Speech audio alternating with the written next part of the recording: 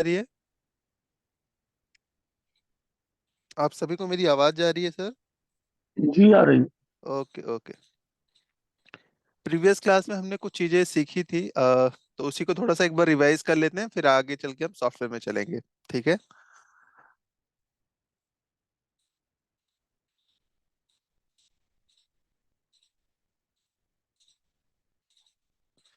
हमने previous class में tax के बारे में पढ़ा था। टैक्स क्या होता है, कितने टाइप्स क्या होता है, जीएसटी कौन सा टैक्स है, ये सारी चीजें हमने डिस्कस किया था। तो कौन सा टैक्स है जीएसटी हमारा? डायरेक्ट और इनडायरेक्ट? इनडायरेक्ट। इनडायरेक्ट टैक्स है। कितने प्रकार के होते हैं टैक्स हमारे? दो प्रकार। दो प्रकार के होते हैं। एक होता है डायरेक्ट टैक्स, दूसरा होता है इनडायरेक्ट टैक्स। ठीक है, तो हम जो पढ़ रहे हैं वो इनडायरेक्ट पढ़ रहे हैं। हमने ये चीजें देखा था इसमें, जीएसटी क्या है, क्यों आया जीएसटी, उसके की पॉइंट क्या है, ये सब हमने प्रीवियस क्लास में डिस्कस किया था। अगर किसी का कोई क्वेश्चन हो इसमें तो पूछ सकते हैं, अदरवाइज हम आगे चल रहे हैं अभी। इसके साथ साथ डुअल जीएसटी क्या होता है? डुअल जीएसटी क्या होता है? सेंट्रल और स्टेट एक साथ जो है टैक्स लेवी करते हैं। ठीक है। उसके बाद हमने पढ़ा था कंडीशंस क्या होता है, जीएसटी मॉडल का क्या कंडीशंस है। तो अगर सेम स्टेट में सप्लाई हो रहा है तो आपका सीजीएसटी एसजीएसटी लगता है, अगर अदर स्टेट में सप्लाई होता है तो क्या लगता है आपका? आईजीएसटी अप्लीकेबल होगा। ये हमने पढ़ा था थोड़ा सा प्रीवियस क्लास में। स्लैब रेट्स कितने होते हैं आपके? 5 स्लैब रेट होते हैं, 0, 5, 12, 18, 28। ये किसके लिए होता है? रेगुलर डीलर के लिए, कंपोजिशन डीलर्स के लिए, किसे मेंटेन करना होता है ये?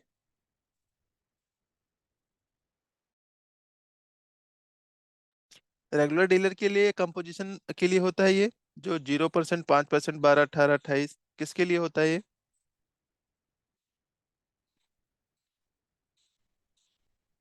ये कौन मेंटेन करता है?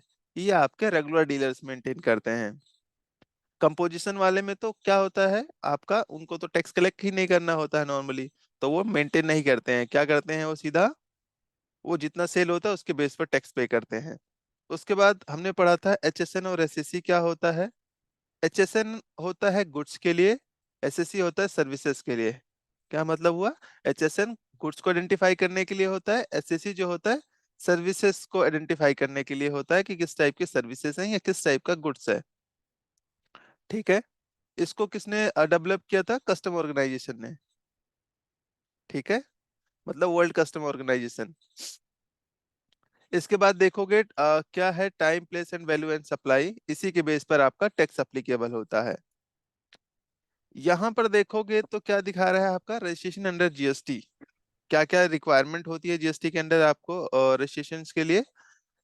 तो यहाँ पर दिया हुआ है कुछ बेसिक डिटेल्स, जैसे आपको कंपनी की डिटेल्स चाहिए होता है, सर्टिफिकेट रजिस्ट्रेशन चाहिए होता है, PAN number, TIN number, CIN number, communication email ID, mobile number, photographs, इन सब चीजों की जरूरत होती है। अप्लीबिलिटी क्या होती है यहाँ पर? Registration in every state. ठीक है। यहाँ पर आपका देखोगे तो लिमिट्स का ऑप्शनल है, आप करवा सकते हैं रजिस्ट्रेशन। 15 डिजिट का आपका एजीएसटी नंबर होता है, और ये इसका वेरिफिकेशन है। टोटल 15 डिजिट में क्या क्या चीजें होती हैं। तो सबसे पहले स्टेट कोड होता है, वो दिया हुआ है। पैन नंबर 10 डिजिट का होता है, वो दिया हुआ है। 13वां डिजिट जो होता है बिजनेस एंटिटी कोड होता है। 14वां क्या होता है बाय डिफॉल्ट? ये जेड होता है, फिक्स होता है। उसके बाद 15 डिजिट जो होता है चेकसम कोड होता है। तो यहाँ पर ये आपका वेरिफिकेशन दिया हुआ है। एंटिटी कोड का क्या मतलब होता है पता है ना सभी को? क्या मतलब होता है एंटिटी कोड 13वां डिजिट का? बताइए आप लोग।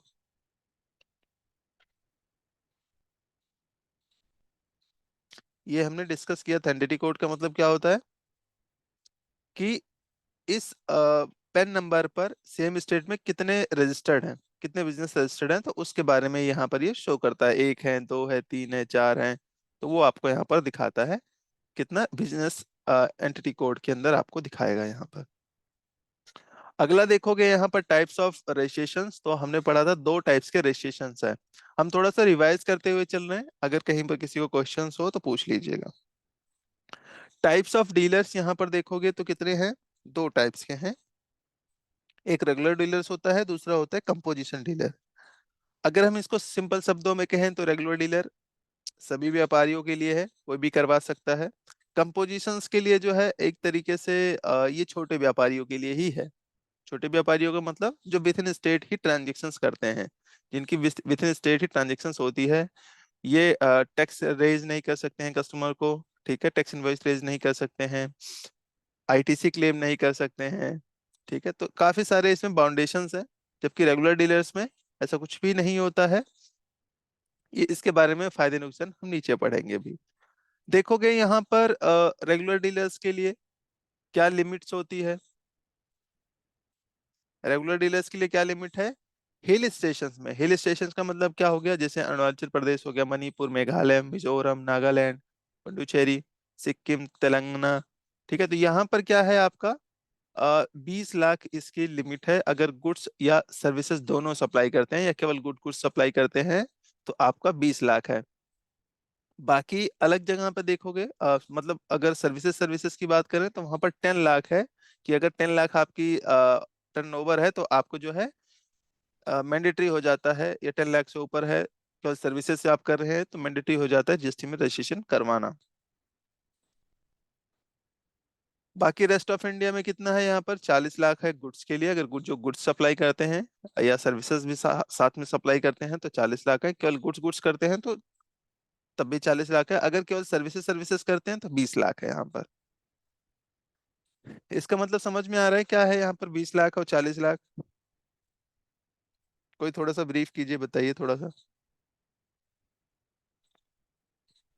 20 लाख और 40 लाख का क्या मतलब हुआ, थोड़ा सा कोई एक्सप्लेन कीजिए इसको।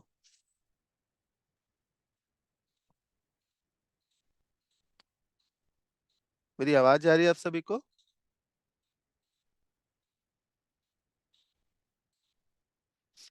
यहाँ पर देखोगे 20 लाख सिंपली मतलब ये हुआ है 40 लाख। यहाँ पर अलग अलग थोड़ा सा हमने इसको डिफाइन कर दिया है कि जो सर्विसेज ही केवल सप्लाई करते हैं उनकी लिमिट जो है 20 लाख है, और हिल स्टेशंस में 10 लाख है।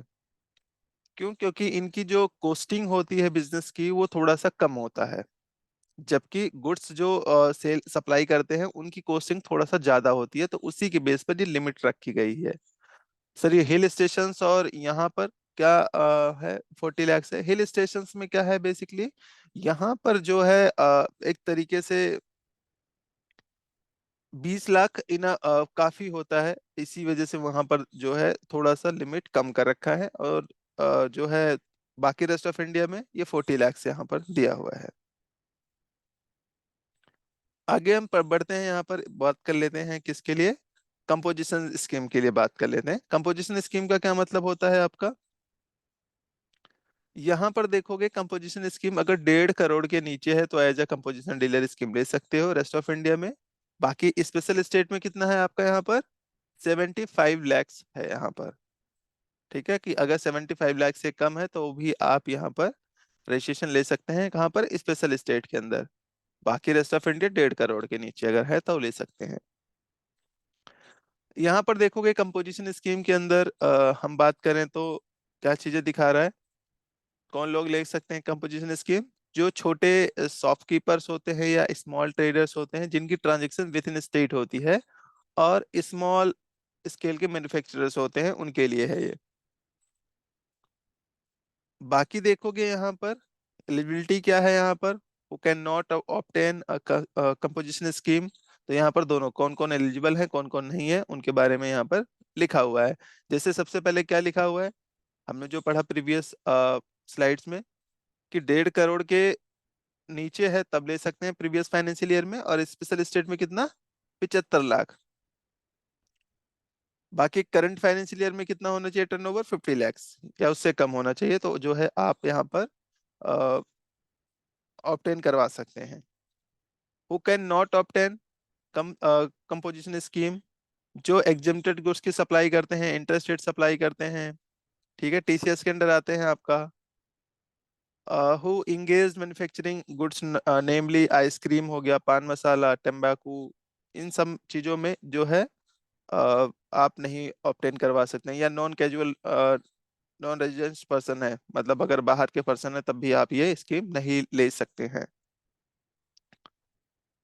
यहाँ पर देखोगे rate, tax rate under the composition schemes क्या क्या था यहाँ पर। अगर मैन्युफैक्चरर आप हैं तो टोटल 1% पे करना है, 0.5% आपका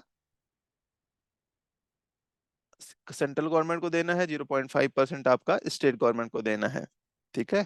ट्रेडर्स हैं तो भी आपको सेम ही है। सर्विस प्रोवाइडर हैं तो सर्विस प्रोवाइडर की जैसे मैंने बताया कॉस्टिंग थोड़ा सा कम होती है, तो उनका थोड़ा सा रेट इंक्रीज है यहाँ पर।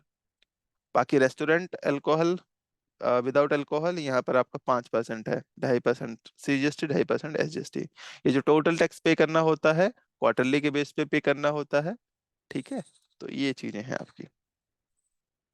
मेरिट और डीमेरिट क्या होता है? मेरिट और डीमेरिट बताइए, क्या फायदे क्या नुकसान है कंपोजिशन स्कीम के?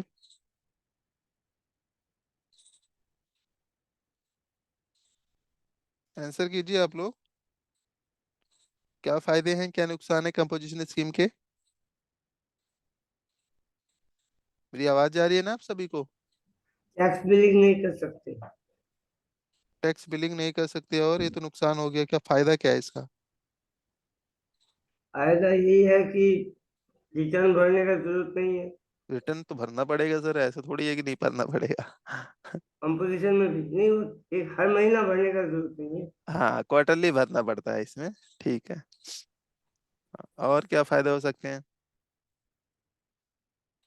जी, क्वार्टरली फाइल करनी होगी इसकी रिटर्न्स। ठीक है, आपको मंथली फाइल करने की जरूरत नहीं होती है। इसमें टैक्स रेट मेंटेन करने की जरूरत नहीं होती है, मतलब CGST IGST कितना हो रहा है, कितना इसका ITC बन रहा है, कितना मुझे गवर्नमेंट को पे करना है ना, ये सारी चीजें दिक्कत नहीं होती है। इसमें क्या होता है, आपका टोटली सेल करते रहिए, आपको ना तो ITC की दिक्कत है ना तो रिकैंसिलेशंस की दिक्कत है, ज्यादा बुक्स मेंटेन करने की जरूरत नहीं है। टोटल जितनी सेल होगी उसके बेस पर आप 1% बिजनेस टाइप के अकॉर्डिंग आप जो है टैक्स पे करेंगे। ठीक है। यहाँ पर देखोगे तो इसका मेरिट डिमेरिट लिखा हुआ है। इसमें कम कंप्लायंस होती है। ठीक है। टैक्स लिमिटेड टैक्स लाइबिलिटीज होती है, लोअर रेट होते हैं, ये सारी चीजें आपको यहाँ पर दिखा रहा है। ये तो फायदे हैं। नुकसान क्या है कि ITC आपको नहीं मिलेगा। ITC का मतलब क्या? इनपुट टैक्स क्रेडिट, जो परचेज के टाइम पर आपने टैक्स पे किया होगा उसका आप क्लेम नहीं कर पाएंगे, ITC नहीं ले पाएंगे। और यहाँ पर देखोगे ई कॉमर्स वालों के लिए नहीं है, ये नुकसान है। ई कॉमर्स पे आप नहीं कर सकते हैं। Person can not obtain issue tax invoice, आप जो है टैक्स इनवॉइस रेज नहीं करते हैं, कर सकते हैं। तो ये सारी चीजें आपके नुकसान भी हैं। अब बात कर लेते हैं यहाँ पर रिटर्न्स की। रेगुलर डीलर्स में कौन कौन सी रिटर्न जाती है? GSTR 1, 3B and GSTR 9। क्या होता है GSTR 9? सॉरी, GSTR 1 क्या होता है? कोई थोड़ा सा ब्रीफ कीजिए GSTR 1 के बारे में। इसमें सेल, मंथली सेल को अपलोड करना होता है। मंथली सेल मतलब इसमें जो होता है टोटल सेल की डिटेल्स होती है। सेल की डिटेल्स का मतलब, अगर आप GSTR 1 की टेबल समझ जाएंगे तो आपको कोई भी दिक्कत नहीं होगी, सारे टाइप्स की सेल समझ पाएंगे आप। GSTR 2 क्या होता है? GSTR 2 जो होता है परचेज का होता है, उसमें परचेज की टेबल्स आती है कि कितने टाइप्स की परचेज होती है। GSTR 3 भी क्या होता है? उसमें आपका कंबाइन होता है GSTR 1 GSTR 2 का, टोटल आपको अमाउंट दिखाता है वहां पर। GSTR 9 एनुअली रिटर्न्स होता है। इसके बाद हम बात कर लेते हैं यहाँ पर कंपोजिशन स्कीम में GSTR 4 जाता है, GSTR 9 जाता है यहाँ पर।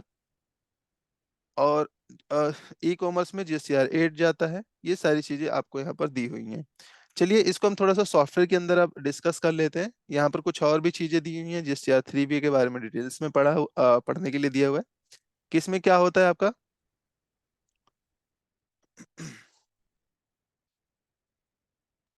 मैक्सिमम रिवर्स चार्ज, ये सारी चीजें दिया हुआ है। इसको हम थोड़ा डिटेल्स में पढ़ेंगे, जब आप प्रैक्टिकली करेंगे तो ज्यादा समझ में आएगा क्या होता है RCM। ठीक है। चलो, अब हम बात कर लेते हैं, इसको थोड़ा सॉफ्टवेयर के अंदर लेके चलते हैं और डिस्कस करते हैं क्या होता है GSTR 1, फिर हम आगे बढ़ेंगे। सॉफ्टवेयर ओपन करते हैं और इसको हम एक एक करके समझते हैं किस तरीके से काम करता है आपका।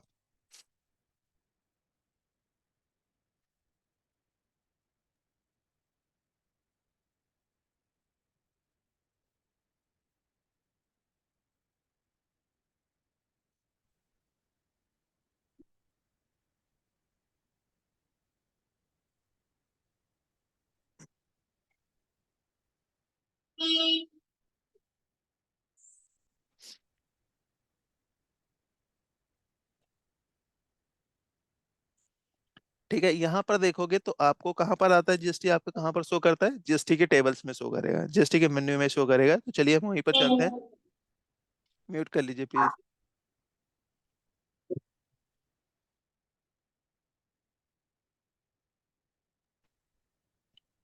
यहाँ पर देखोगे जीएसटी के मेन्यू में आते हैं, यहाँ पर सबसे पहले दिखा रहा है GSTR 1, क्या मतलब हुआ, outward supply, GSTR 2 inward supply. तो यहाँ पर हम पहले बात कर लेते हैं GSTR 1 की। जैसे एंटर करते हैं यहाँ पर, अच्छा कुछ लोगों में ऐसे भी दिखाता है, क्या दिखाता है, update of GST zip is available on net, want to download. अगर आप इसे नो कर दोगे तो आपको डाउनलोड नहीं होगा, तो एक बार क्या करना है, आपको अपलोड कर देना है, ऐसे करके यस कर देना है यहाँ पर। तो इसकी जो जिप होती है आपको अपडेट हो जाएगी, यहाँ पर अपडेट हो गई तो कुछ इस तरीके से विंडो आपको आएगा GSTR 1 की। अब क्या होता है यहाँ पर, ये देखोगे तो आपको GSTR 1 की टेबल्स दिखा रहा है, ये इंपॉर्टेंट चीज है। ठीक है, यहाँ पर जो प्रैक्टिकली करेंगे ये इंपॉर्टेंट चीज है। क्यों इंपॉर्टेंट चीज है, क्योंकि जब आप रिटर्न फाइल करने जाओगे, ठीक है, तो यही चीज आपको पोर्टल पे भी आपको दिखाएगा। पोर्टल पे म्यूट कर लीजिए।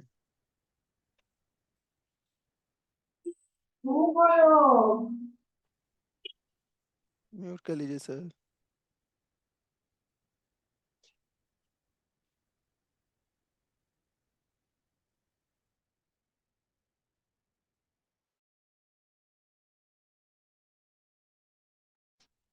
ठीक है, यहाँ पर देखोगे तो आपको B2B, B2C, B2C स्मॉल, ये सारी चीजें दिखा रही है। इसके बारे में हम एक एक करके समझते हैं, ठीक है।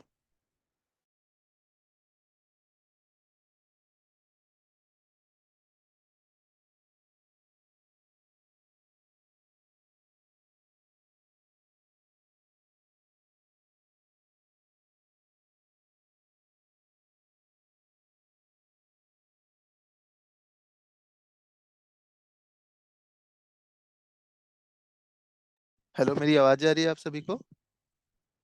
हेलो। सर आ रही है। ओके, यहाँ पर देखोगे तो हमारे पास सबसे पहले क्या दिखा रहे हैं टेबल्स के अंदर, B2B दिखा रहा है। B2B का क्या मतलब हुआ यहाँ पर, B2B का क्या मतलब होता है, कोई बता सकता है? B2B का मतलब क्या हो गया, business to business to business. Business. Business to business क्या मतलब हुआ, बिजनेस टू बिजनेस का, कि मतलब जो भी हम रजिस्टर्ड पार्टी को सेल करेंगे, ठीक है, जो रजिस्टर्ड पार्टी को हम सेल करते हैं, जिनके पास जीएसटी नंबर होता है, उनका टोटल इनवॉइस यहाँ पर दिखाता है।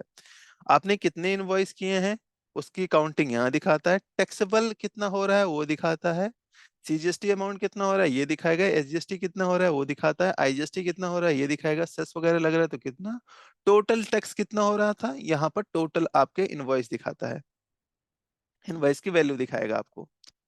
उसके बाद देखोगे B2C लार्ज में, यहाँ पर कौन से इनवॉइसेस आते हैं। B2C लार्ज का मतलब क्या होता है, देखो B2C का क्या मतलब होता है, B2C का मतलब होता है बिजनेस टू कस्टमर। अब क्या मतलब हुआ कस्टमर का, कस्टमर का मतलब होता है अनरजिस्टर्ड पार्टीज। ठीक है, बिजनेस टू कंज्यूमर आप कह सकते हो, मतलब अनरजिस्टर्ड पार्टी जो जीएसटी में रजिस्ट्रेशन नहीं होता है, जिनके पास जीएसटी रजिस्ट्रेशन नहीं होता है, जीएसटी नंबर नहीं होता है, वो आता है B2C लार्ज के अंदर। लेकिन B2C यहाँ पर दो है, B2C है और B2C लार्ज है, B2C स्मॉल है। दोनों में क्या डिफरेंस है, दोनों में डिफरेंस ये है तो बिजनेस टू कस्टमर दोनों ही, लेकिन कौन से लार्ज में आते हैं कौन से स्मॉल में आते हैं, तो थोड़ा बहुत कंफ्यूजन होता है इसमें हर किसी को। तो क्लियर करते हैं, इसको नोट डाउन कर लीजिए। B2C लार्ज के अंदर कौन से इनवॉइसेस आते हैं, अगर आपके 2.5 लाख से ऊपर की ट्रांजेक्शन है, क्या है, 2.5 लाख से ऊपर की ट्रांजेक्शन है, अनरजिस्टर्ड पार्टी हैं आप और इंटर स्टेट की पार्टी है, तो वो सारी की सारी ट्रांजेक्शन कहाँ पर आती हैं, B2C लार्ज के अंदर आती हैं। अगर इसमें से एक भी कंडीशन फुलफिल नहीं होती है, क्या क्या बताया मैंने, सबसे पहले अनरजिस्टर्ड होना चाहिए, इंटर स्टेट होना चाहिए और 2.5 लाख से ऊपर होना चाहिए। अगर ये तीनों कंडीशंस पूरी होती हैं तभी B2C के अंदर आएंगी, B2C लार्ज के अंदर आएंगी, अन्यथा ये B2C स्मॉल में या B2B के अंदर चली जाएंगी। ठीक है, तो यहाँ पर तीनों कंडीशंस पूरी होना जरूरी है। जैसे मान लीजिए अगर मैंने कहा कि B2C, मैंने बताया 3 कंडीशंस, अनरजिस्टर्ड होना चाहिए, इंटर स्टेट होना चाहिए और 2.5 लाख से ऊपर होना चाहिए। अगर मैंने कहा 2.5 लाख से ऊपर नहीं है तो कहाँ चला जाएगा ये, कहाँ चली जाएगी ये, B2C स्मॉल के अंदर चली जाएगी। मैंने कहा चलिए 2.5 लाख तो है ही लेकिन इंटर स्टेट नहीं है, लोकल है, तो फिर कहाँ चली जाएगी, B2C स्मॉल के अंदर आ जाएगी। अगर मैंने कहा रजिस्टर्ड पार्टी है या अनरजिस्टर्ड नहीं है, रजिस्टर्ड पार्टी है, तो कहाँ चली जाएगी ये? B2B के अंदर चली जाएगी। तो कहने का मतलब यह है कि तीनों कंडीशंस आपको पूरी होना जरूरी है, अन्यथा ये B2B या B2C स्मॉल के अंदर चली जाएगी। और B2C स्मॉल के अंदर कौन से इनवॉइसेस आते हैं आपके? इसमें आपके सारे इनवॉइसेस आते हैं। जैसे सारे का मतलब क्या हुआ कि जितने भी लोकल की ट्रांजेक्शन्स होती हैं, लोकल में ट्रांजेक्शन्स होती हैं अनरजिस्टर्ड पार्टी से होती हैं, ठीक है, कितने भी अमाउंट हो तो सारा सारा आपका B2C के अंदर आएंगे। लोकल का मतलब क्या हो गया? कस्टमर्स मतलब, ठीक है, जो अनरजिस्टर्ड पार्टी को आप सेल करते हैं। तो सारी ट्रांजेक्शन्स आपकी यहाँ पर आएंगी B2C स्मॉल के अंदर। तीनों क्लियर हुआ? कोई क्वेश्चन तो नहीं इसमें? कौन कौन से इनवॉइसेस आते हैं?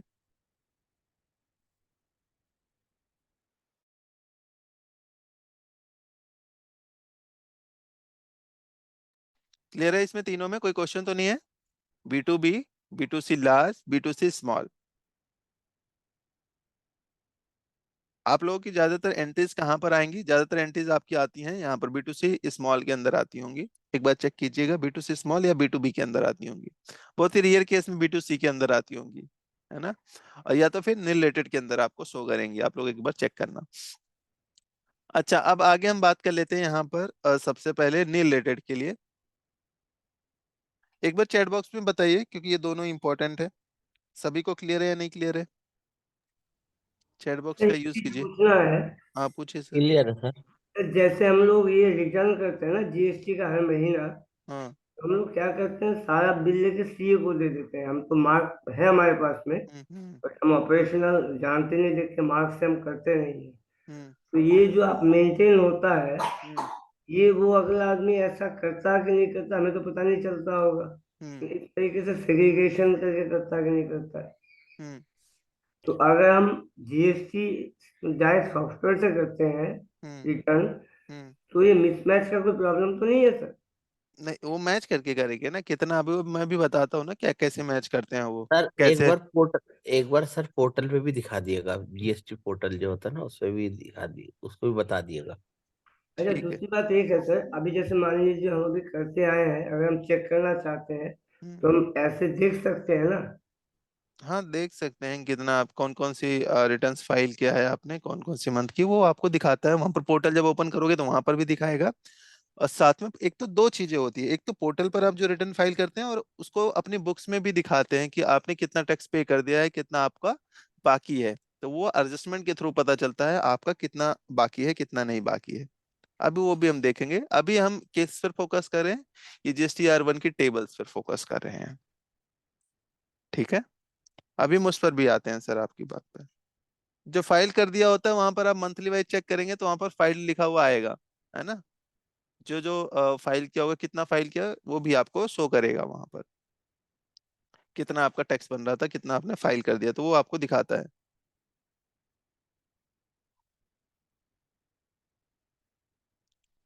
ओके, चलिए अब आगे हम बात कर लेते हैं यहाँ पर।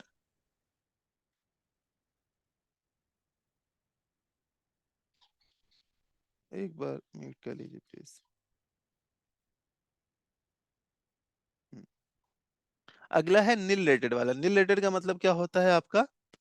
नील रेटेड का क्या मतलब होता है? जितने भी आपके जीरो रेटेड वाले आइटम्स होते हैं उनका इनवॉइस यहाँ पर शो करेगा। एग्जेम्प्टेड वाला अगर होगा, जिन पर छूट होगी, उनके इनवॉइसेस यहाँ पर आएंगे। एक्सपोर्ट जो इनवॉइसेस होते हैं, एक्सपोर्ट का मतलब क्या होता है? एक्सपोर्ट का मतलब क्या होता है? जो हम बाहर से बाहर सेल करते हैं, मतलब आउट ऑफ कंट्री जो सेल करेंगे उसकी ट्रांजेक्शन्स आपकी यहाँ पर दिखाता है। अदर कंट्री में अगर हम सेल करते हैं तो उसकी इनवॉइसेस यहाँ पर दिखाता है।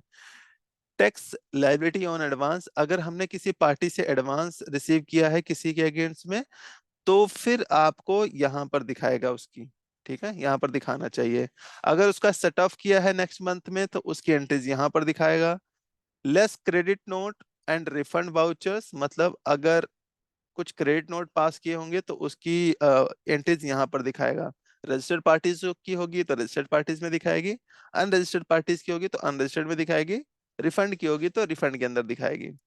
तो यहाँ पर चलिए हम एक बार इस टेबल को फिल करके देख लेते हैं किस तरीके से ये काम करता है, ताकि आप लोग भी इसको प्रैक्टिस करेंगे। तो सबसे पहले हम बात कर लेते हैं B2B की। एक एक एंट्रीज पास करके हम आगे बढ़ते हैं। बी टू बी के लिए मैंने क्या बताया था, यहाँ पर बिजनेस टू बिजनेस की ट्रांजेक्शन्स होती है, तो मैं सबसे पहले एक एंट्री पास करने जा रहा हूँ बी की। मान लीजिए यहाँ पर हमने F3 करा यहाँ पर, और ये देख लेते हैं कि रजिस्टर्ड पार्टी है या नहीं है।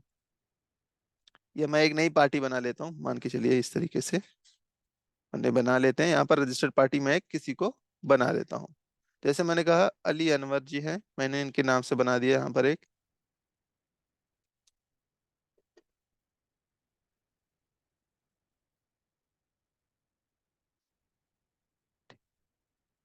ठीक है, तो मैंने यहाँ पर इस तरीके से अली अनवर जी के नाम से एक बना लेता हूँ पार्टी।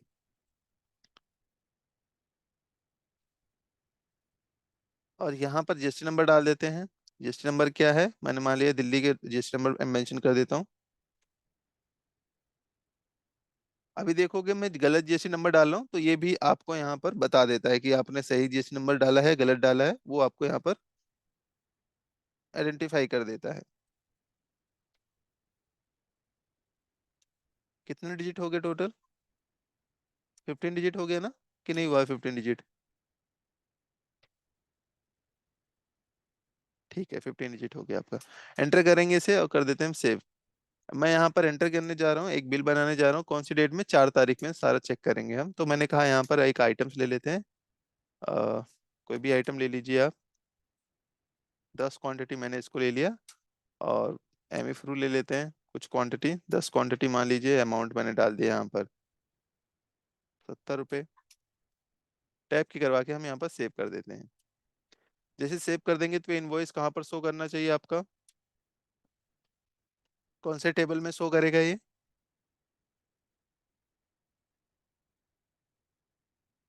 चलिए देखते हैं। जीएसटी आर वन के अंदर जाएंगे हम। यहाँ पर 4 तारीख में यहाँ पर पीरियड डालेंगे, क्योंकि 4 तारीख का मुझे शो करना है। तो यहाँ पर देखोगे तो बी का आपको दिखा रहा है। कौन सी पार्टी का? अली अनवर को हमने किया था, तो उसकी आपको यहाँ पर दिखा रहा है कि जीएसटी नंबर क्या है, इनवॉइस कैटेगरी क्या है, रेगुलर है क्योंकि बी दिखा रहा है आपको, इन्वेंट्री टाइप जो है, टाइप ऑफ इनवॉइस इन्वेंट्री है आपका, यहाँ पर रिवर्स चार्ज नहीं है, इसमें लोकल की पार्टी है। तो सारी डिटेल्स आपको यहाँ पर शो करवा रहा है। अब यहाँ पर भी देखोगे, क्योंकि लोकल की पार्टी थी तो यहाँ पर सीजीएसटी आईजीएसटी लग रहा था। अगर आईजीएसटी मतलब इंटरस्टेट की पार्टी होती तो आपको यहाँ पर आईजीएसटी दिखाता। टोटल टैक्स इतना हो रहा है, इनवॉइस वैल्यू इतनी हो रही है। बी के यहाँ पर आ गई। अब मैंने कहा एक अनरजिस्टर्ड पार्टी से कर लेता हूँ कोई ट्रांजेक्शन्स। चलते हैं कहाँ पर? ट्रांजेक्शन्स के अंदर चलते हैं और यहीं पर सेल करता हूँ। मैंने कहा एक पार्टी और ले लेते हैं। जैसे मैंने कहा AK मोहन अनरजिस्टर्ड पार्टी है। क्या है? अनरजिस्टर्ड पार्टी है। और कहाँ की पार्टी है ये? देखोगे तो कभी कभार टैक्स नहीं लेता है सही से। उसका रीजंस क्या होता है यहाँ पर? क्योंकि अदर स्टेट सेलेक्ट हुआ होता है। ठीक है, तो ये ध्यान रखना है कि आपको इसे क्या कर देना है, स्टेट आपको सेलेक्ट कर जरूर करना है कि कौन सी स्टेट की पार्टी है, अगर रजिस्टर्ड नहीं है तो।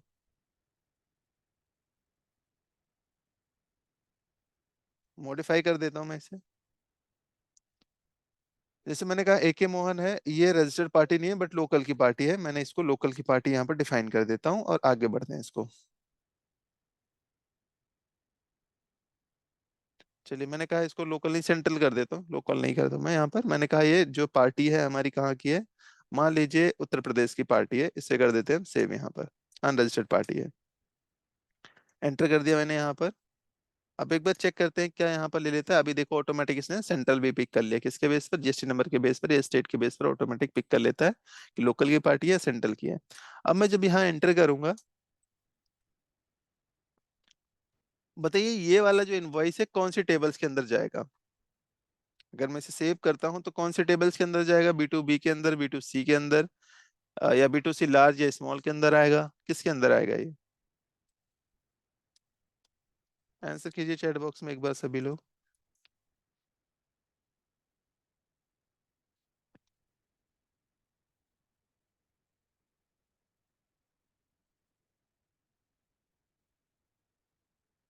बताइए आप लोग। देखो बोलोगे नहीं ना तो पता नहीं चलेगा मुझे कि स्मॉल है सर। किस में आएगा। B2B small. हाँ, बी स्मॉल के अंदर आएगा ये। देखो क्यों? क्योंकि यहाँ पर इंटरेस्टेड तो था लेकिन ये 2.5 लाख से कम था। यहाँ पर दो कंडीशंस पूरी हो रही थी। एक क्या हो रहा था? एक अनरजिस्टर्ड पार्टी थी, और क्या था यहाँ पर? और इंटरेस्ट रेट की पार्टी थी, लेकिन यहाँ पर 2.5 लाख से ऊपर की अमाउंट नहीं थी। मतलब कितना अमाउंट था आपका? 2.5 लाख से कम था, तो इसलिए B2C स्मॉल के अंदर आ गया है। ठीक है, इसे कर देते हैं हम सेव। अब आगे चलते हैं, दोबारा यही एंट्री हम पास करते हैं, एक अमाउंट को सिलेक्ट कर लेते हैं। और यहाँ पर मैंने कहा कि जो अमाउंट लेता हूँ, मान लीजिए एडिपेक्स ले लिया यहाँ पर एक क्वांटिटी, और 2.5 लाख से ऊपर की ट्रांजेक्शन में कर देता हूँ इसको।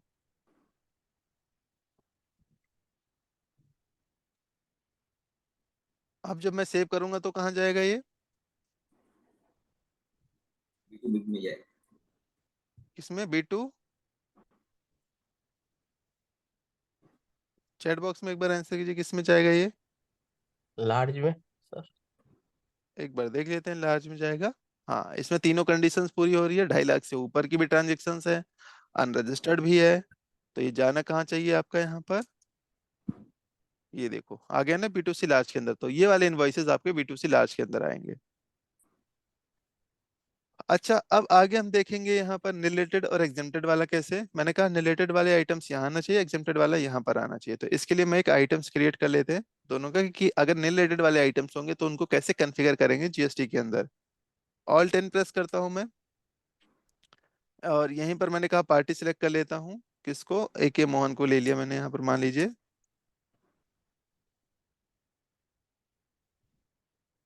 एक पार्टी और क्रिएट कर लेता हूँ यहाँ पर, मान के चलो। तो बनी हुई है बहुत सारी पार्टियां, यहाँ पर एक की बनी हुई पार्टी, इसको देख लेते हैं कैसी है। इसको मैं यहाँ पर चेंज कर देता हूँ।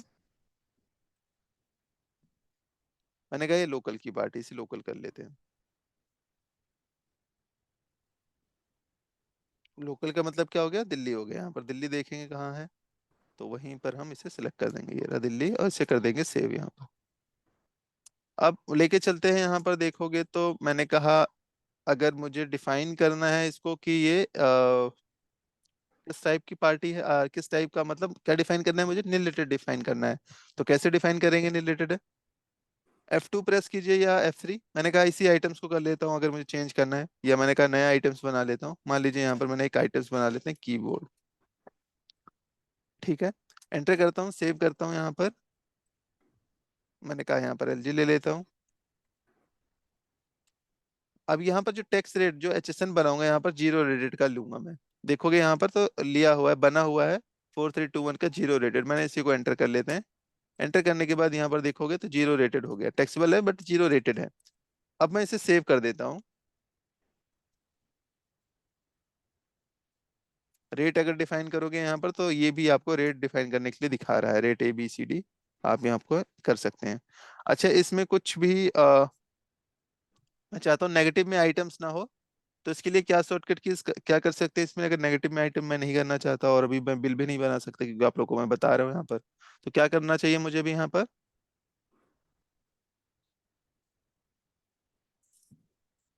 मास्टर में जाते हैं, मास्टर में जाके नील नेगेटिव बिलिंग को बंद करना है सर। नहीं नहीं, मेरे क्या कहने का मतलब है, मेरे कहने का मतलब है अभी हमारे कीबोर्ड में आइटम्स नहीं है, लेकिन अभी मैं बिलिंग कर दूंगा तो नेगेटिव में हो जाएगा। और यस सर। मुझे अभी बिलिंग भी करना है और नेगेटिव भी नहीं करना है।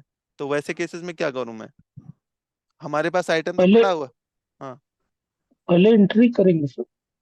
अब सर एंट्री करने का तो टाइम नहीं है ना। नहीं, उसी समय आपने बताया था सर।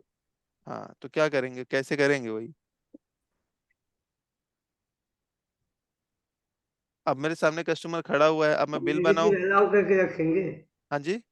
नेगेटिव अलाउ कर देंगे। तो सर नेगेटिव में बिलिंग हो जाएगी ना।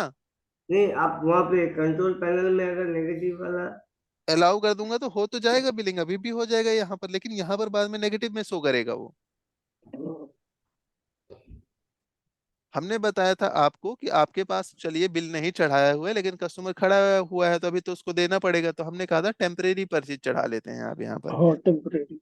कैसे चढ़ाएंगे? शिफ्ट स्टार प्रेस किया हमने यहाँ पर, और देखोगे यहाँ पर अगर ऑन है तो आ जाएगा टेम्परेरी परचेज, नहीं तो कंट्रोल रूम से जाकर टेम्परेरी परचेज आप सर्च करवाओगे तो आ जाएगा ये विंडो। यहीं पर शिफ्ट स्टार प्रेस करना है। मैंने कहा 100 क्वांटिटी इसको कर देता हूँ, 10 क्वांटिटी ये डाल दिया मैंने यहाँ पर। एंटर कर देते हैं कुछ इस तरीके से, एंटर कर दिया हमने और सेव कर दिया। अभी आ गया 10 क्वांटिटी यहाँ पर। अब हम यहाँ पर कर सकते हैं, जब बिल आएगा पूरा तो चढ़ा देंगे इसको, ये टेम्परेरी परचेज में आपका दिखाता रहेगा।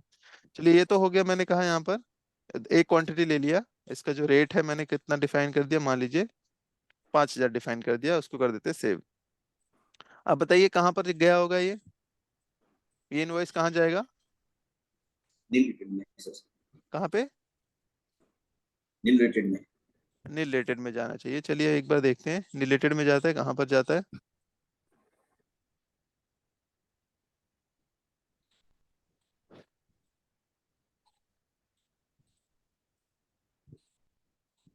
कैसे चेक करेंगे आप, यहाँ पर जीएसटी में जाते हैं, जीएसटी में जाने के बाद फिर कहाँ पर जाएंगे आप, जीएसटी GSTR1 पे जाएंगे, एंटर करते हैं 4 तारीख और चेक करेंगे, यहाँ पर बैक करते हैं तो देखोगे आपका नील रेटेड के अंदर आ गया है 5,000 का। अब ऐसे ही मैं एक और एग्जेम्प्टेड वाला करता हूँ। एग्जेम्प्टेड वाले को कैसे करना है आपको, ऑल 10 करना है, एंटर, दोबारा से मैं बिलिंग कर रहा हूँ यहाँ पर, और मैंने कहा यहाँ पर F2 प्रेस कर लेता हूँ, एक पार्टी और बना लेता हूँ, मान लीजिए माउस, एक आइटम्स और बना लेता हूँ, मान लीजिए माउस का। और यहाँ पर मैंने क्या करना है, आप कोई भी जो भी टैक्स रेट रहेगा वो आप सिलेक्ट कर सकते हैं, या इसी को ले लीजिए, यहाँ पर कोई भी ले सकते हैं। यहाँ पर लोकल की जगह जो टैक्सेबल वैल्यू दिखा रहा है इसकी जगह आपको एग्जेम्प्टेड करना है। क्या करना है, एग्जेम्प्टेड। अगर लोकल और सेंट्रल सेंट्रल में दोनों जगह एग्जेम्प्टेड है तो एग्जेम्प्टेड कर देंगे, उसे कर देंगे सेव आप। जैसे आप सेव कर देते हैं, मैंने रेट नहीं डाला, मुझे मैनुअली रेट डालना पड़ेगा। अभी सेम प्रोसेस यहाँ पर भी कर देते हैं कि 10 आइटम्स यहाँ पर डिफाइन कर देता हूँ। चलिए यहाँ पर आ गया, मैंने कहा ले लेते हैं 10 क्वांटिटी, इसको 10 नहीं, यहाँ पर एक ही क्वांटिटी लेता हूँ 400 रुपए के हिसाब से, और उसको कर देते हैं सेव यहाँ पर। अब ये कहाँ पर जाएगा, आपका एग्जेम्प्टेड वाले में जाना चाहिए, तो एग्जेम्प्टेड में इस तरीके से जाएगा अगर एग्जेम्प्टेड आइटम्स है तो। ये थोड़ा सा इसमें कॉन्फ़िगरेशन कर रखा है, पैक कर देते हैं। जीएसटी में चलते हैं, यहाँ पर R1 के अंदर चलेंगे और इस टेबल को शो करेंगे, देखोगे आपका रिलेटेड के अंदर भी आ गया 400 की क्वांटिटी का। तो टोटल आपको यहाँ पर दिखा रहा है कि टोटल रिलेटेड और एग्जेम्प्टेड वाला है, तो मतलब एक ही टैक्स नहीं लग रहा है, लेकिन इसकी टेबल अलग अलग होती है। तो यहाँ पर इसी वजह से यहाँ पर अलग अलग आपको शो करवा रखा है, तो अलग अलग शो करवाना चाहते हैं तो इस तरीके से करवा सकते हैं आप। सर क्या पीडीएफ वगैरह भी ले सकते हैं इसकी, क्या प्रिंट आउट पीडीएफ किसका वगैरह, किसका लेना चाहते हैं, जो आप इसी में से इसमें से पीडीएफ लेने निकालना चाहते हैं, कह रहे हैं कि आप यहाँ पर प्रिंट करना चाहते हैं। जी। यहाँ से नहीं होगा सर, यहाँ से नहीं कर सकते हैं। करना क्यों है, यहाँ पर आप जाइए, वहां पर डायरेक्टली कर सकते हैं। ठीक ठीक। यहाँ पर तो डिटेल्स दिखाता है आपको, तो इनवॉइस थोड़ी दिखाएगा आपको टोटल, मतलब डिटेल्स दिखाता है आपको। यहाँ पर प्रिंट करना है तो आपको वहीं से जाना पड़ेगा, बुक से, एलेजर से आप करवा सकते हैं। अच्छा, अब अगला है यहाँ पर एक्सपोर्ट इनवॉइसेस। एक्सपोर्ट इनवॉइसेस का मतलब क्या होता है, अगर हम बाहर कंट्री में सेल करते हैं तो वो किस तरीके से करेंगे वो देख लेते हैं हम। उसके लिए आपको कैसे करना है, सबसे पहले पार्टी कैसे बनाते हैं ये देख लेंगे। पार्टी बनाने के लिए हमने क्या करा है, एक पार्टी का नाम ले लेते हैं, जैसे मान लीजिए कोई भी पार्टी का नाम मेंशन कर दीजिए।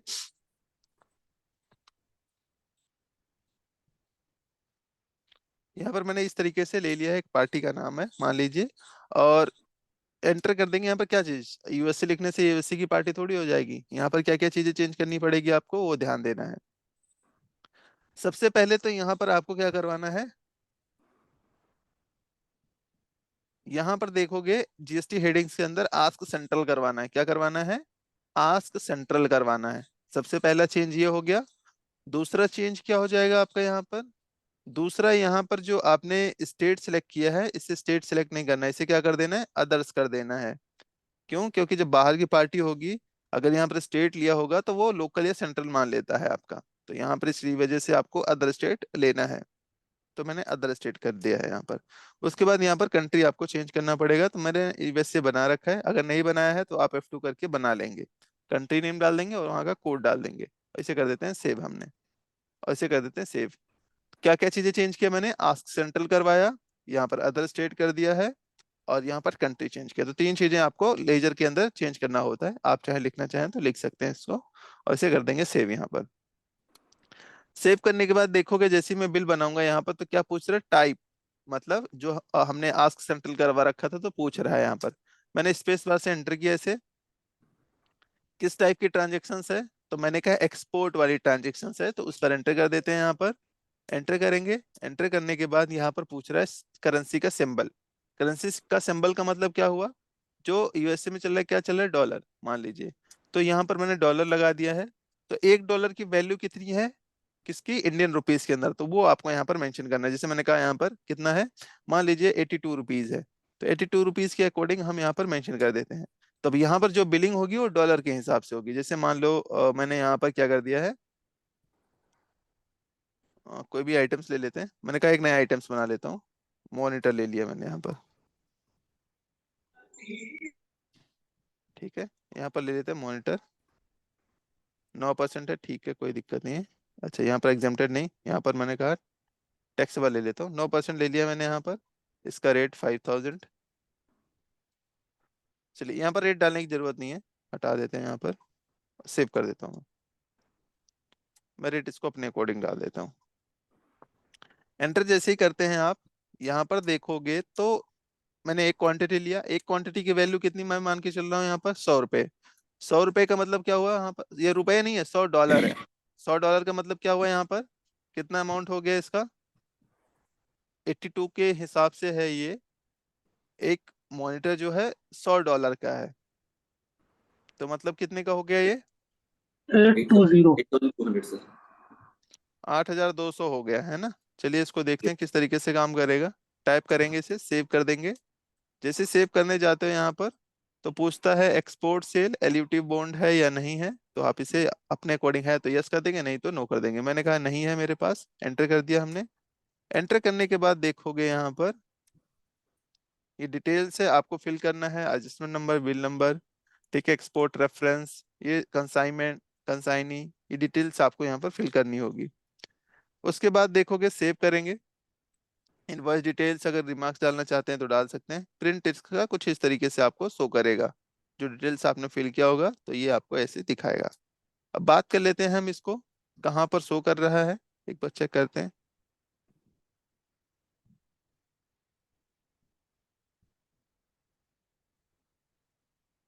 कहाँ पर चाहेंगे, GSTR 1 के अंदर एंटर करते हैं। 4 तारीख में ही एंट्री पास किया था, तो देखोगे आपके एक्सपोर्ट इनवॉइसेस कितने का दिखा रहा है, 8200 का एक आइटम था, तो ये दिखा रहा है।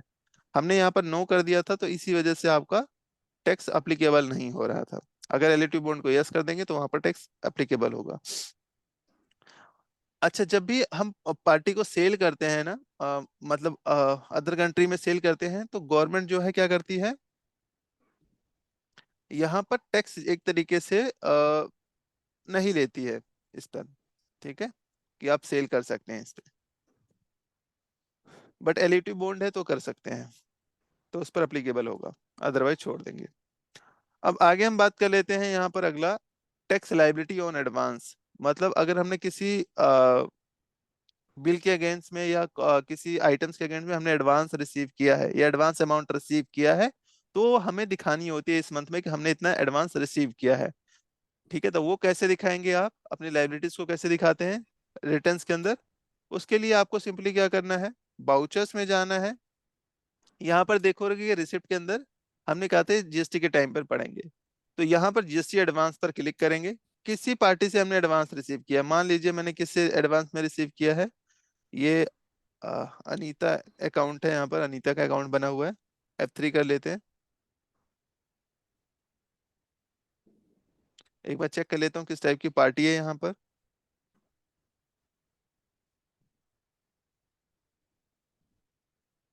दिल्ली है, चलिए ठीक है, लोकल की पार्टी है आपकी यहाँ पे। मैंने कहा इनसे हमने क्या किया है, एडवांस में रिसीव किया है, कितना, 50,000 रुपये रिसीव किया है यहाँ पर, मान लीजिए। तो यहाँ पर 50,000 मैंने एंटर कर देता हूँ, एंटर करा हमने। आ, ये बिल नंबर आ गया, किस मोड में आपने रिसीव किया, मैंने कहा HDFC से रिसीव किया है, कितना रिसीव किया है, कौन से HSN के अगेंस्ट में रिसीव किया है, मैंने कहा ये 9% के अगेंस्ट में रिसीव किया है, तो मैंने इसको सेलेक्ट कर लिया, ठीक है। कितना अमाउंट है यहाँ पर, क्वांटिटी कितनी है वो आप डाल सकते हैं। अमाउंट टोटल कितना है, मैंने कहा 50,000 है मान लीजिए, तो 50,000 यहाँ पर एंटर कर देंगे, और इसे कर देते हैं हम सेव। यहाँ पर टाइप करते हैं, टाइप करने के बाद यहाँ पर देखोगे तो यहाँ पर न्यू रेफरेंस लेना है, एडजस्ट नहीं करना है। एक तरीके से मैंने न्यू रेफरेंस ले लिया, और ये देखोगे तो ऑटोमेटिक आपकी एंट्री पास हो जाएगी। ये तो हो गया जो हमने रिसीव किया था, ठीक है। अनीता अकाउंट क्या हो जाएगा आपका यहाँ पर, क्रेडिट हो जाएगा, क्योंकि उनसे हमने रिसीव किया है। कौन से बैंक में है हमारा, HDFC में, तो वो डेबिट हो गया। उसके बाद यहाँ पर देखोगे तो हमने अपनी लाइबिलिटीज को इंक्रीज किया है, ठीक है। और फिर यहाँ पर देखोगे तो आईटीसी क्लेम किया है, तो उसके लिए आपको यहाँ पर दिखा रहा है। बस ये कर देते हैं हम सेव, कुछ इस तरीके से। अब चलिए यहाँ पर देखते हैं शो करता है कि नहीं एडवांस वाले में। कहाँ पर चलते हैं, जीएसटी के अंदर, GSTR 1 के अंदर चलेंगे आप, और यहाँ पर चेक करते हैं दिखा रहा है या नहीं दिखा रहा है। तो देखोगे टैक्स लायबिलिटीज ऑन एडवांस के अंदर आपको ये एडवांस का दिखा रहा है कि टोटल आपका टैक्सेबल वैल्यू कितना हो रहा है, वो इतना हो रहा है। लोकल की पार्टी थी CGST इतने दिखा रहा है, और यहाँ पर ये एडवांस क्यों है, क्योंकि अभी हमने उनको बिल रेज नहीं किया हो, तो वो अभी हमारे लिए एडवांस का अमाउंट है, लेकिन हमें दिखाना तो पड़ेगा कि इतनी की सेल हो गई है। तो ये इस चीजों के लिए है आपका। अब यहाँ पर देखोगे जब उसके अगेंस्ट में आपने बिल बना देंगे तो यहाँ पर आपका ये सेटअप हो जाएगा। ठीक है, यहाँ पर आपको दिखाएगा। तो वो कैसे करेंगे, मान लीजिए कि हमने बिल बना के उसको एडजस्ट कर लेते हैं।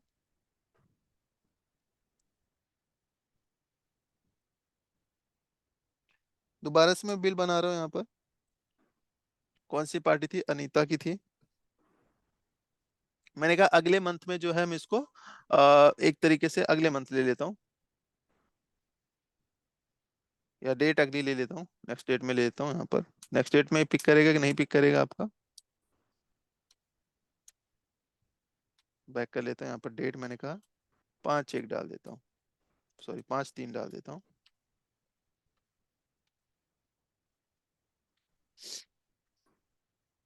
कौन सा आइटम्स था आपका यहाँ पर, 18% वाला हमने किसको लिया था यहाँ पर, कौन सा HSN था 18% का, ये था ना 18% वाला, ये राइस वाइस लिया था हमने। तो इसको 18% के अंदर हमने डिफाइन किया था। तो मैं इसी को ले लेता हूँ, मान लीजिए एंटर कर देते हैं।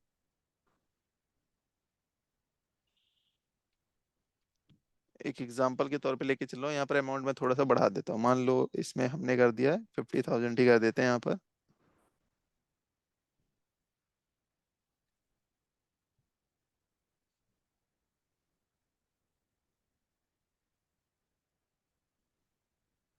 यहाँ पर मैंने कहा 50,000 कर देता हूँ। अच्छा, कभी कभार यहाँ पर देखोगे ना तो अलग से दिखा रहे हैं यहाँ पर, लेकिन वो टोटल 50,000 का अमाउंट था, है ना। अब ऐसे केसेस में टोटल 50,000 का अमाउंट था तो हमारा कितना टैक्स बनेगा वो तो मैन्युअली मुझे कैलकुलेट करना पड़ेगा। मैं चाहता हूँ कि मैं टोटल अमाउंट यहाँ पर डाल दूं ऑटोमेटिक सेल के अंदर, है ना। टोटल सेल के अंदर मैं अमाउंट डाल दूं, तो कैसे करेंगे आप यहाँ पर। ऐसे केसेस में आपको जो है रेट न डाल के आगे बढ़ के यहाँ पर अमाउंट डालना होता है। लेकिन यहाँ पर कर्सर आपको नहीं जाने दे रहा है, क्या कर रहा है, कर्सर नहीं ले जाने दे रहा है। ऐसे कभी कभार होता है कि सर मैं टोटल अमाउंट डाल दूं और रेट ऑटोमेटिक कैलकुलेट हो जाए आपका। तो ऐसा कोई ऑप्शन है मार के अंदर, किसी को पता है। एक ऑप्शंस होता है, चलिए यहाँ पर हम देखते हैं अगर वैसे करना है तो।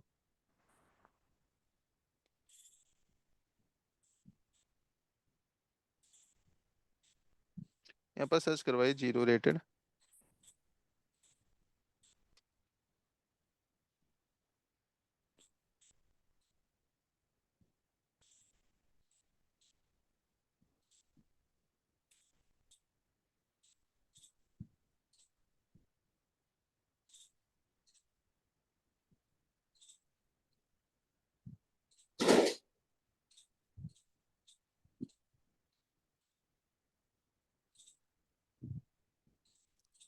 ये अमाउंट डाल दीजिए यहाँ पर एक बार।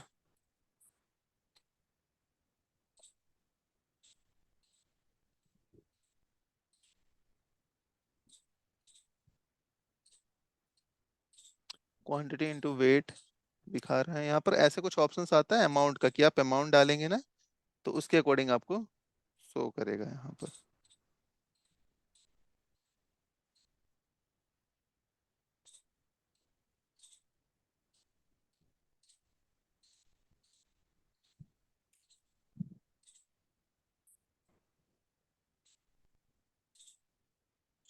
चलो इसको मैं करेंगे बाद में, अभी फिलहाल हम इसी को कर लेते हैं, इसको मैं डिस्कस करता हूँ अगली क्लास में।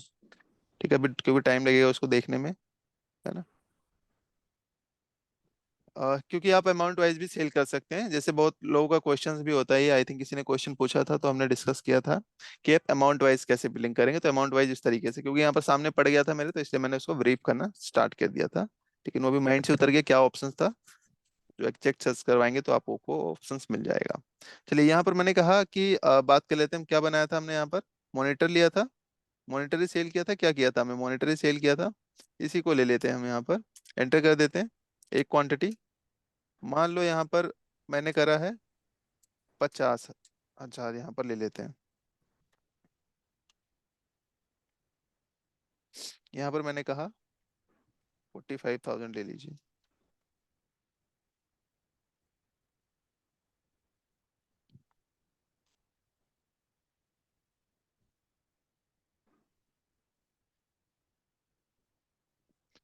टाइप करेंगे यहाँ पर, सेव करिए। कितना दिखा रहा है आपका, 45,000 ही दिखा रहा है ना। चलो यहाँ पर थोड़ा सा अमाउंट ज्यादा हो गया, कोई बात नहीं, इसको जब एडजस्ट करेंगे ना आप, डेट चेंज कर लेते हैं। यहाँ पर डेट चेंज नहीं करोगे तो आपको वो नहीं दिखाएगा, तो थोड़ा सा डेट चेंज करके फिर एडजस्ट करना, क्योंकि सेम डेट में बना देंगे तो वो आपको दिखाएगा नहीं। तो एक बार मैं बैक कर देता हूँ और यहाँ पर डेट चेंज कर लेते हैं, 5/3 डाल देते हैं हम यहाँ पर, ठीक है। एंटर कर देते हैं और मैंने कहा यहाँ पर मॉनिटर ले लीजिए या कोई और भी ले लेते हैं। HSN हमने कौन सा लिया था, 12% वाला लिया था ना, तो सॉरी 18% वाला लिया था, तो 18% आप यहाँ पर सिलेक्ट कर लेंगे। हमने राइस का लिया था 18%, वही HSN था, तो उसी HSN को आप यहाँ पर सिलेक्ट कर लेंगे। आप कोई भी यहाँ पर ले लीजिए, सारे ही देखोगे तो 18% वाले दिखा रहे हैं, और इसका HSN है 34252 3245, तो यही आपको सिलेक्ट कर लेना है। कहने का सिंपली मतलब है जो आपने एडवांस रिसीव किया है, किसके अगेंस्ट में एडवांस रिसीव किया है, अगर जब आप बिल बनाएंगे तो वही सेटअप में आपका वो दिखा देता है। ठीक है, यहाँ पर क्वांटिटी डाल दीजिए, मैंने कहा एक क्वांटिटी ले लेता हूँ, और इसका जो अमाउंट है मैंने थोड़ा सा अमाउंट यहाँ पर दिखा देते हैं। मान लीजिए 45,000 ले लिया मैंने इसको, और एंटर करके यहाँ पर सेव करता हूँ मैं। जैसे सेव करते हैं, सेव करने जैसे ही जाते हो यहाँ पर क्या पूछता है, एडजस्टमेंट के लिए, तो मैंने एडजस्टमेंट करते हैं यहाँ पर, कौन से 50,000 के अगेंस्ट में। एंटर जैसे ही करोगे आप यहाँ पर, बाकी का rest of amount new reference के अंदर दिखा देगा। अब क्या पूछ रहा है, pending advance GST want to adjust, मैंने कहा हाँ एडजस्ट करना है, ऑटो करना है, मैंने कहा ऑटो कर देना है, तो ऑटोमेटिकली आपका सेटअप हो जाएगा। यहाँ पर कर देते हैं सेव यहाँ पर, और चेक करते हैं एक बार कि क्या किस तरीके से दिखाता है आपका।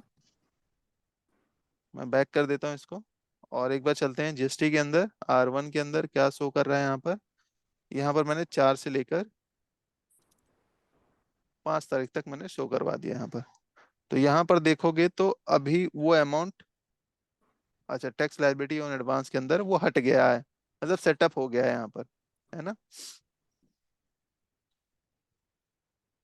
चलिए इतना आप लोग करेंगे भी फिलहाल, उसके बाद हम इसको आगे कल डिस्कस करते हैं, है ना। टैक्स ऑन एडवांस को अच्छे से इसको डिस्कस करेंगे बाकी के, इतना भी आप लोग कीजिएगा। कुछ क्वेश्चन है किसी का तो पूछ लीजिए इसके अलावा।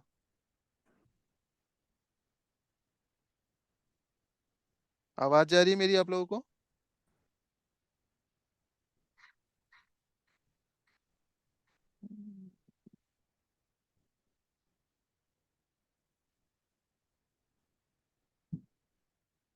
चलिए आज के लिए हम इतना ही करेंगे, बाकी हम इसको कल कंटिन्यू करते हैं, ठीक है। इसको जितना करवाया है अभी आप इतना ही कर लेंगे, बाकी एक्सपोर्ट इनवॉइस, टैक्स एडवांस वाला और इसको जो है रिफंड्स वाले, ये सारी चीजें हम कल डिस्कस करेंगे। अभी आप इतना प्रैक्टिस कर लीजिएगा ताकि आपको सारी तरीके की सेल की एंट्री करना आ जाए, ठीक है। बाकी हम इसको नेक्स्ट क्लास में करेंगे। Thank you very much for connecting, thank you.